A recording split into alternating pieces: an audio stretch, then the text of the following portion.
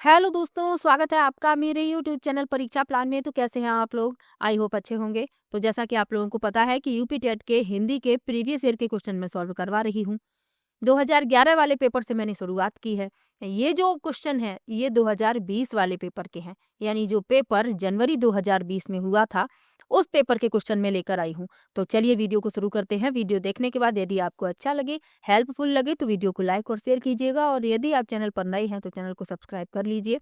2011 वाले पेपर से मैंने शुरुआत की है। 2022 तक जितने भी पेपर हुए हैं सभी के हिंदी के क्वेश्चन सॉल्व करवा दूंगी। अभी मैंने प्राइमरी वाले पेपर के करवाए हैं, यानी ये जो क्वेश्चन है ये प्राइमरी वाले पेपर के हैं, प्राथमिक स्तर के। जैसे ही ये सभी पेपर कंप्लीट हो जाएंगे उसके बाद जूनियर वाले पेपर के भी करवा दूंगी। सीडीपी के भी क्वेश्चन सॉल्व करवा रही हूँ, तो आप लोग वो वीडियो भी देख सकते हैं। ईवीएस के मैं पहले ही करवा चुकी हूँ और अब मैं महत्वपूर्ण प्रश्न भी लेकर आती हूँ, तो आप वो वीडियो भी देख लीजिए। चलिए आज के वीडियो को शुरू करते हैं। वीडियो देखने के बाद यदि आपको अच्छा लगे, हेल्पफुल लगे तो वीडियो को लाइक और शेयर कीजिएगा, और यदि आप चैनल पर नए हैं तो चैनल को सब्सक्राइब कर लीजिए। और जिस क्रम में पेपर हुए हैं 2011 से, जिस क्रम में हुए हैं उसी क्रम में मैंने सॉल्व भी करवाए हैं। तो आप लोग यदि हिंदी के प्रीवियस ईयर के सभी क्वेश्चन देख लेते हैं तो इनसे आपको बहुत ही ज़्यादा हेल्प मिलेगी। और हिंदी क्या किसी भी विषय के प्रीवियस ईयर के क्वेश्चन जरूर पढ़ के जाइएगा, क्योंकि प्रीवियस ईयर के क्वेश्चन से बहुत ही ज़्यादा हेल्प मिलती है। चलिए शुरू करते हैं। पहला प्रश्न दिया गया है, प्रकाशन वर्ष की दृष्टि से डॉक्टर हरवंश राय बच्चन की रचनाओं का सही अनुक्रम है। पहला है मधु कलश, मधुबाला, मधुशाला, निशा निमंत्रण। दूसरा है मधुशाला, मधुबाला, मधु कलश, निशा निमंत्रण। तीसरा है निशा निमंत्रण, मधुबाला, मधु कलश, मधुशाला। और चौथा है मधुबाला, मधुशाला, निशा निमंत्रण, मधु कलश। अब प्रकाशन वर्ष की दृष्टि से बताना है, यानी कि जिसका प्रकाशन पहले हुआ है उसे पहले बताना है, यानी जिस क्रम में ये लिखे हुए हैं जो विकल्प आपका सही होगा, जिसका प्रकाशन पहले हुआ है, फिर बाद में जिसका प्रकाशन हुआ है, फिर उसके बाद सन के हिसाब से। तो आप यदि देखते हैं तो सबसे पहले प्रकाशन हुआ है मधुशाला का 1935 में। मधुशाला का हुआ है 1935 में। तो जिसमें पहले मधुशाला है वही रखते हैं। दो विकल्प आपके कट गए, दो विकल्प बचते हैं। मधुशाला के बाद मधुबाला का प्रकाशन हुआ 1936 में। उसके बाद मधु कलश का हुआ 1937 में, और उसके बाद निशा निमंत्रण 1938 में। तो आपका बी विकल्प इस प्रश्न का उत्तर हो जाएगा। इस तरीके से भी प्रश्न पूछे गए हैं तो आपको सन भी कुछ महत्वपूर्ण रचनाओं की याद रखनी है। इसमें आपका बी विकल्प उत्तर हो जाएगा मधुबाला, मधुशाला 1935, मधुशाला 1935, मधुबाला 1936, मधु कलश 1937 और निशा निमंत्रण 1938। बी विकल्प इस प्रश्न का उत्तर है। चलिए आगे बढ़ते हैं, अगले प्रश्न पर चलते हैं। सुमेल कीजिए। तो चलिए मिलाते हैं। लिखा है हिंदी साहित्य सम्मेलन, तो हिंदी साहित्य सम्मेलन 1910 में हुआ। काशी नागरी प्रचारणी सभा, तो ये 1893 से मिला देंगे। और राष्ट्रभाषा प्रचार समिति वर्धा, तो अब एक ही बचा हुआ है इसे बी से मिलाने के लिए। लेकिन राष्ट्रभाषा प्रचार समिति वर्धा में हुआ, लेकिन 1918 में नहीं बल्कि 1936 यहाँ पर होना चाहिए। अब पेपर जनवरी 2020 का है। अब इसके हिसाब से डी विकल्प सही है। राष्ट्रभाषा प्रचार समिति वर्धा 1936 होना चाहिए। हो सकता है क्वेश्चन पेपर में गलती से 1918 छप गया हो। अब ये क्वेश्चन तो मैंने वहीं से लिए हैं, तो अपने हिसाब से मैं इनमें चेंजमेंट भी नहीं कर सकती। मैं वही क्वेश्चन टाइप करके ले आई हूँ जो क्वेश्चन पेपर में छपे हुए हैं। तो यहाँ पर 1918 लिखा हुआ था, लेकिन यहाँ पर 1936 होना चाहिए। ये भी आप याद रखिएगा। चलिए आगे बढ़ते हैं। इसमें आपका डी विकल्प सही हो जाएगा। पहले का सी, दूसरे का ए और तीसरे का बी। चलिए आगे बढ़ते हैं। तुलसीदास के रचनाकार हैं। पहला है महादेवी वर्मा, दूसरा है केशवदास, तीसरा है सूर्यकांत त्रिपाठी निराला और चौथा है रामविलास शर्मा।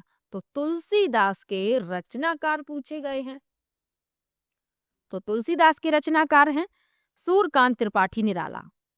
ये एक कविता है, तो ये भी याद रखिएगा और इम्पोर्टेंट है। पहले भी पूछी गई है, प्रीवियस ईयर में पूछी गई, उसके बाद 2020 में दोबारा से पूछ ली गई। तो आपको याद रखना है तुलसीदास के रचनाकार सूर्यकांत त्रिपाठी निराला। चलिए आगे बढ़ते हैं, अगले प्रश्न पर चलते हैं। अन्या से अनन्या आत्मकथा किसकी है? पहला है मन्नू भंडारी, दूसरा है प्रभा खेतान, तीसरा है सुषम वेदी और चौथा है उषा प्रियमवदा। तो अन्या से अनन्या आत्मकथा किसकी है? ये आत्मकथा है प्रभा खेतान की। बी विकल्प इसमें आपका सही हो जाएगा, प्रभा खेतान। चलिए आगे बढ़ते हैं। इसका प्रकाशन 2007 में हुआ था, तो ये भी याद रखिएगा। चलिए आगे बढ़ते हैं, अगले प्रश्न पर चलते हैं। प्रभु जी तुम चंदन हम पानी किसका वाक्य है? पहला है कबीर, दूसरा है दादू, तीसरा है नानक और चौथा है रैदास।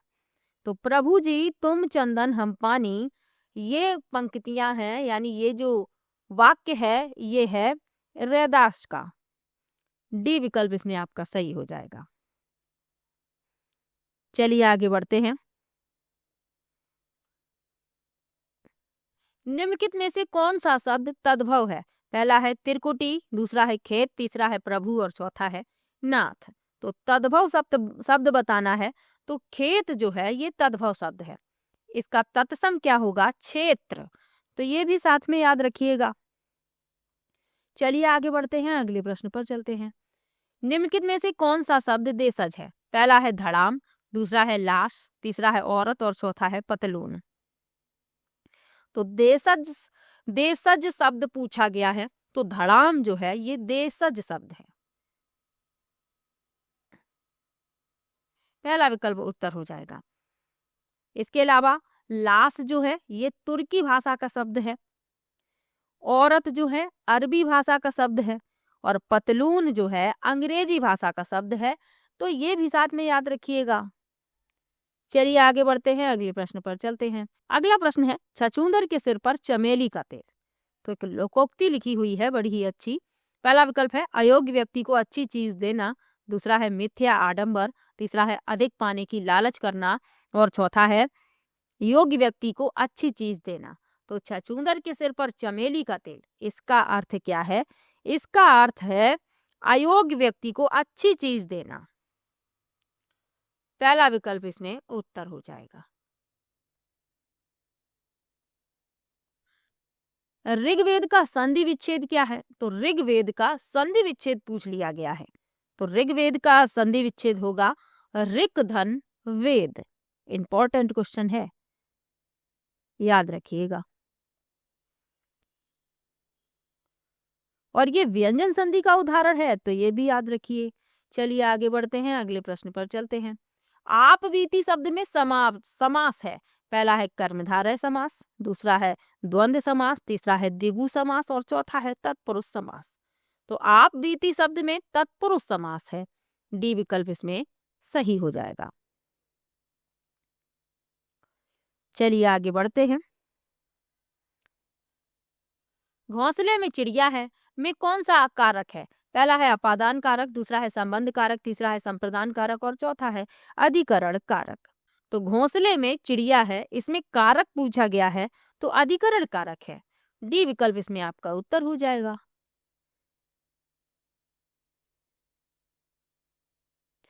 चलिए आगे बढ़ते हैं, अगले प्रश्न पर चलते हैं।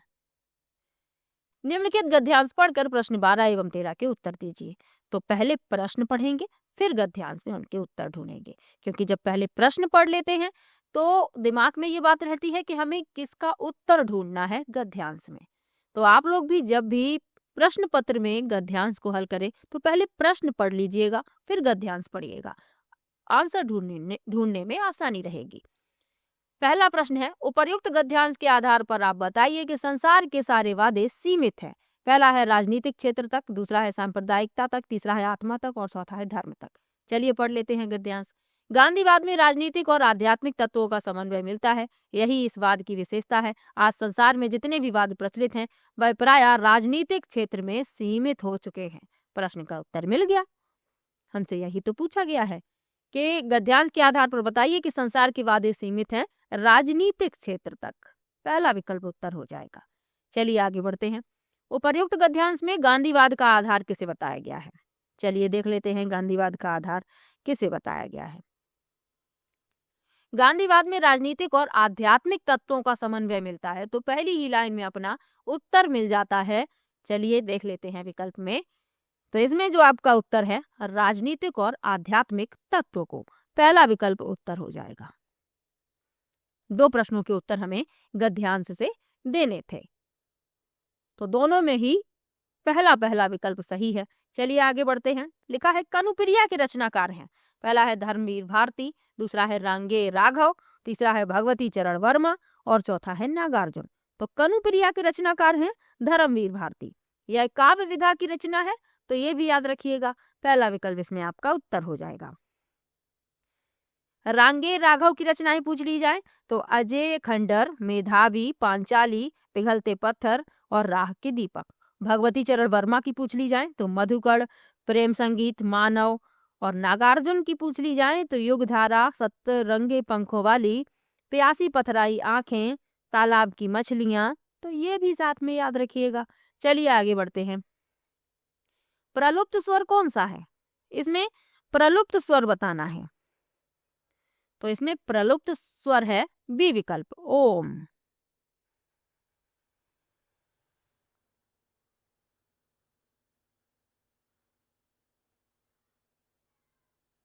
चलिए आगे बढ़ते हैं, अगले प्रश्न पर चलते हैं।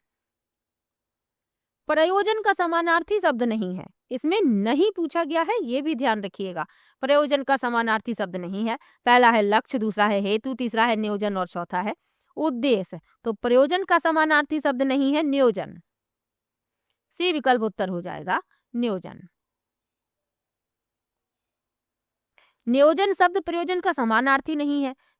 नियोजन का अर्थ है नियुक्त करना, और हेतु, उद्देश्य एवं लक्ष्य प्रयोजन के समानार्थी हैं। तो नियोजन नहीं है समानार्थी। चलिए आगे बढ़ते हैं। अगला प्रश्न दिया गया है ऋजु का विलोम शब्द है। पहला है सरल, दूसरा है त्रिकोण, तीसरा है वक्र और चौथा है सीधा। तो ऋजु का विलोम पूछा गया है। ऋजु का विलोम होता है वक्र। सी विकल्प इसमें आपका उत्तर हो जाएगा। चलिए आगे बढ़ते हैं। निम्नलिखित विकल्पों में से किस विकल्प में विशेषण का निर्देश अशुद्ध है? पहला है ढाई, अपूर्णांक बोधक, दूसरा है दूसरा, क्रमवाचक, तीसरा है वह नौकर, कोई विशेषण नहीं और चौथा है 26, पूर्णांक बोधक। तो इसमें किस विकल्प में विशेषण का निर्देश अशुद्ध है? तो है वह नौकर, कोई विशेषण नहीं। सी विकल्प हो जाएगा इस प्रश्न का उत्तर। इसमें अशुद्ध निर्देश है, तो ये भी याद रखिए। चलिए आगे बढ़ते हैं। विशेषण जो होते हैं मूलतः 4 प्रकार के होते हैं, याद रखिए। गुणवाचक, सार्वनामिक, संख्यावाचक और परिमाणवाचक। अगला प्रश्न है आप भला तो जग भला वाक्य में सर्वनाम के किस भेद का बोध होता है? पहला है निजवाचक, दूसरा है अनिश्चयवाचक, तीसरा है प्रश्नवाचक और चौथा है संबंधवाचक। तो आप भला तो जग भला वाक्य में सर्वनाम के किस भेद का बोध हो रहा है? निजवाचक सर्वनाम। पहला विकल्प हो जाएगा उत्तर। चलिए आगे बढ़ते हैं, अगले प्रश्न पर चलते हैं। निम्नलिखित में से कौन सा शब्द पुल्लिंग है? पहला है चील, दूसरा है कढ़ी, तीसरा है सरसों और चौथा है संतान। अब ये जो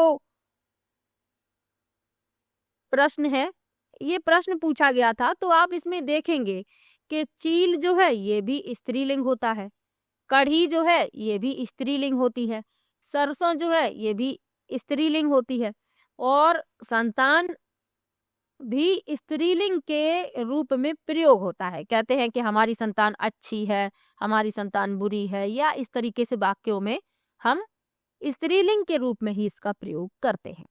लेकिन आयोग ने इसका उत्तर डी माना था, संतान। यानी संतान को इन्होंने पुल्लिंग माना था। इसमें आयोग के अनुसार डी विकल्प माना गया था। तो इतना आपको याद रखना है, इसीलिए मैंने बता दिया आपको कि इसमें आप देखेंगे विकल्प तो चारों ही स्त्रीलिंग लग रहे हैं, लेकिन जब आपकी ऑफिशियल आंसर की आई तो संतान को इसमें पुल्लिंग माना गया और डी विकल्प ही सही माना गया। चलिए आगे बढ़ते हैं। दिए गए पद्यांश को पढ़कर निम्नलिखित प्रश्न संख्या 21 एवं 22 के सही विकल्प छांटिए। चलिए पहले प्रश्न पढ़ लेते हैं। इस पद्यांश में कौन सा रस है? चलिए पद्यांश पढ़ते हैं कौन सा रस है। लिखा है, वर्धंत की पंगति कुंद कली अधराधर पल्लव लोचन की, चपला चमके घन बीच जगह छवि मोतिन माल अमोलन की, घुंघरारी लहे लटके मुख ऊपर कुंडल लाल कपोलन की, निवछावर प्राण करे तुलसी बल जाऊं ललायन बोलन की। इसमें कौन सा रस है ये पूछा गया है। तो इसमें वात्सल्य रस है। वात्सल्य रस का स्थायी भाव वत्सलता अर्थात संतान विषयक रति। और ये जो पंक्तियां हैं ये राम के बाल स्वरूप का वर्णन कर रही हैं। तो इसमें जो आपका रस होगा वात्सल्य रस होगा, बी विकल्प इसमें आपका उत्तर हो जाएगा। चलिए आगे बढ़ते हैं। अगला प्रश्न भी पद्यांश के अनुसार बताना है।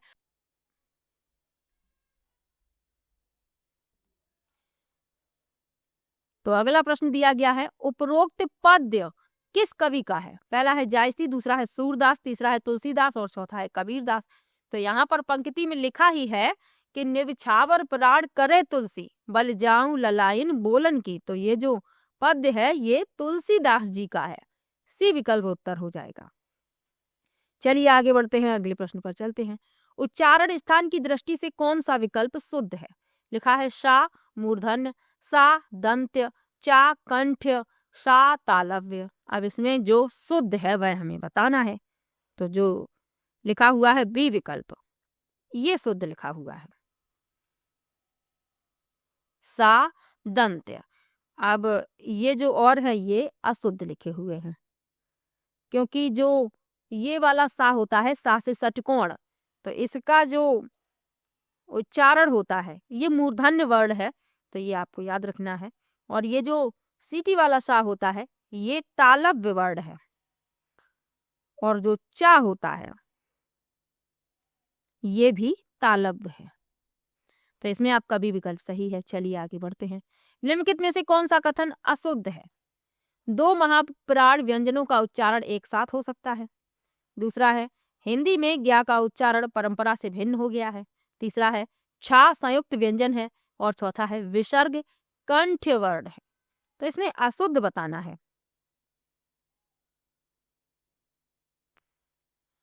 तो दो महाप्राण व्यंजनों का उच्चारण एक साथ हो सकता है, ये अशुद्ध लिखा हुआ है।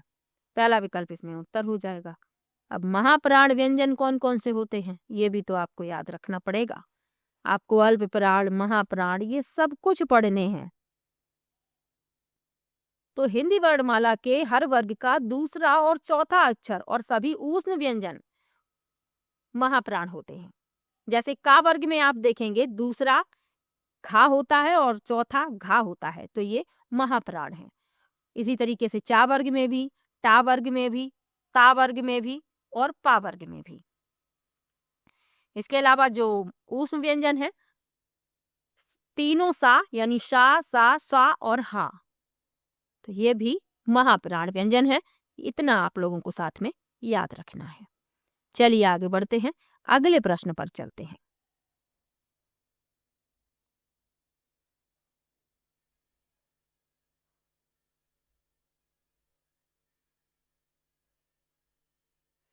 लिखा है, मेरे लड़के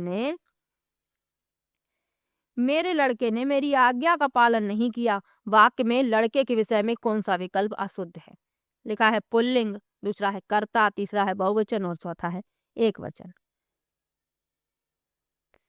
तो लड़के शब्द जो है कर्ता पुल्लिंग एक वचन, लेकिन बहुवचन इसमें गलत है और हमसे पूछा गया है अशुद्ध विकल्प, तो सी हो जाएगा उत्तर।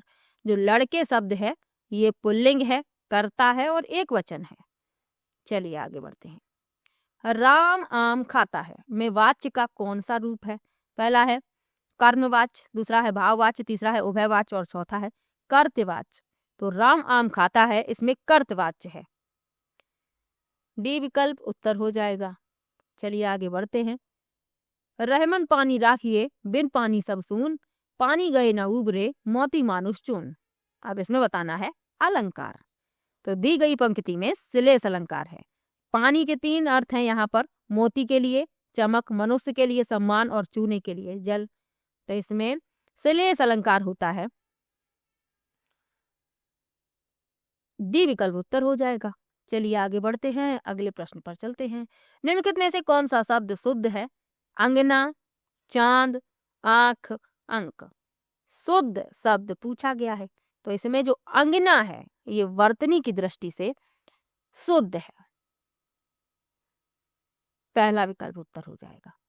चांद में चंद बिंदी लगेगी इस तरीके से, आंख में भी लगेगी, और अंक में सिर्फ अंक की बिंदी लगती है, चंद नहीं लगता। तो ये भी याद रखिएगा साथ में। चलिए आगे बढ़ते हैं। निम्न में से किस शब्द की वर्तनी सही है? तो जो वर्तनी की दृष्टि से शुद्ध है वह बताना है। तो डी शुद्ध लिखा हुआ है, सन्निधि। डी विकल्प उत्तर हो जाएगा। और आज का आखिरी प्रश्न, उपचारात्मक शिक्षण की सफलता निर्भर करती है। पहला है भाषिक नियमों के ज्ञान पर, दूसरा है समय व अवधि पर, तीसरा है समस्याओं के कारणों की सही पहचान पर, और चौथा है उपचारात्मक शिक्षण की सामग्री पर। तो उपचारात्मक शिक्षण की सफलता निर्भर करती है समस्याओं के कारणों की सही पहचान पर। सी विकल्प हो जाएगा इस प्रश्न का उत्तर। तो ये क्वेश्चन थे 2020 वाले पेपर के।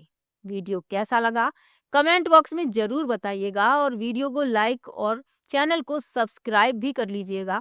मिलते हैं नेक्स्ट वीडियो में। और आपको किसी भी प्रश्न में डाउट हो तो आप कमेंट में जरूर लिखिए, मैं सभी का कमेंट पढ़ती हूँ और सभी को रिप्लाई भी देती हूँ। और वीडियो आप लोगों को कैसा लगता है यह भी कमेंट में जरूर बताइएगा।